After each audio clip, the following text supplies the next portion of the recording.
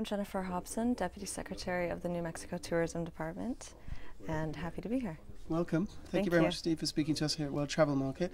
And I understand, Jennifer, that there's been a very exciting new initiative launched focusing on ecotourism in New Mexico. Can you tell us a bit more about that? Sure, that's right. We have a threefold approach to this new program for ecotourism. It's called Ecotourism New Mexico. It's actually the first time that a state has developed a statewide initiative in America for ecotourism. And it comes in three parts: nature and conservancy, outdoor adventure, and cultural heritage. Okay, that sounds very interesting. Could you tell us a little bit more about those three different categories?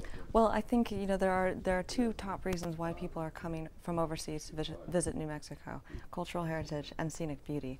And so, within those two areas, we have a real huge range of outdoor adventure: river rafting, hiking, llama trekking, fly fishing for trout, which some people wouldn't expect, and some of the best skiing in the West.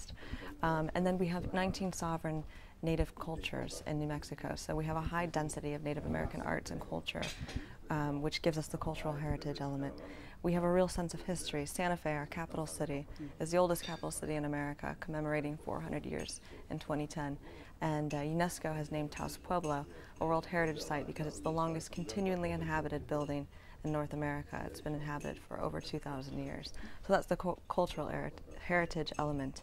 And then with the nature and conservancy, there's a real effort in New Mexico to do things like rehabilitate river habitat, reintroduce wolves that are native to the southern part of the region. So those three elements together combine to make our ecotourism program. Okay. Now, does New Mexico have a long history of this in terms of encouraging visitors to come and see some of the heritage and the culture and the eco side of stuff? I think typically New Mexico is, people either have the wrong or no impression of New Mexico. We're often compared with Arizona, which is a wonderful place to visit as well, but our high desert climate gives us 4 seasons, and it's actually quite temperate. So while we've drawn people typically for things like Route 66 vacations, focus on cowboy culture, and things that are well known about New Mexico, this is the first time we're really focusing on what is essentially New Mexico anyway, and has been for a very long time. Okay. And in terms of accommodation, where will people be staying? Are there specially adapted hotels, eco-lodges, that sort of thing? We've just launched this program about 1 month ago, and booking ecotourism is possible right now in New Mexico. But the ultimate goal for the program is to have a series of off-the-grid tented safari-style camps so that people can wake up right in the wilderness in the heart of New Mexico, see the stars, and experience the landscape hands-on. A real authentic experience. So we hope the first tented camp will be built by the end of next summer.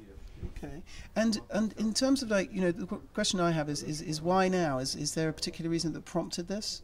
Well, I think as you know, the trend in travel right now is trending towards eco everything. Really, it's more of a lifestyle, and I think.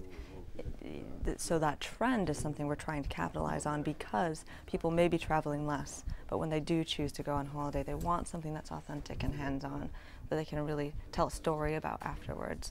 So while we're capitalizing on a trend in travel, we also believe that our product and the cultural heritage element, that opportunity for authentic and engaging experiences, is already there and has been. So the two together make it sort of a pivotal time for us. So this is the perfect time to launch such an initiative. That's what we think, and so far it's been very warmly received. We're very pleased. Great, excellent. Well, thank you very much, Steve, for taking the time to talk to us at Breaking Travel News. Thanks.